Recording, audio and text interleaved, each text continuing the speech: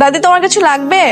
না রে, আমার কিছু লাগবে না, তবে তোকে লাগবে। এদিকায় শোন, আজকে আমার একমাত্র নাতি তার লেখাপড়া শেষ করে আমেরিকা থেকে দেশে ফিরছে।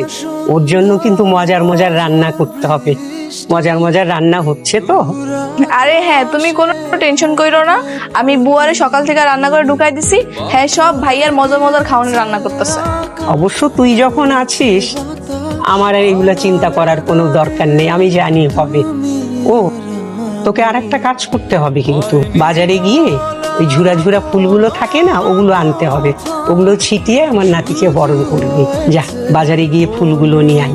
শোন, গাড়িতে যাস কিন্তু, ড্রাইভারকে বলা আছে। একটা জিনিস আমি খুব খেয়াল করলাম, আপনি বললেন ওকে গাড়ি নিয়ে যেতে, আবার সুন্দর সুন্দর ড্রেস পরায় রাখেন, মানে নিজের আপন নাতনির মতো আদর করেন, তাই না? শোনো, আমার নিঃসঙ্গ জীবনের সাথী ওই তুলি, ও ছাড়া তো আমার কেউ নাই।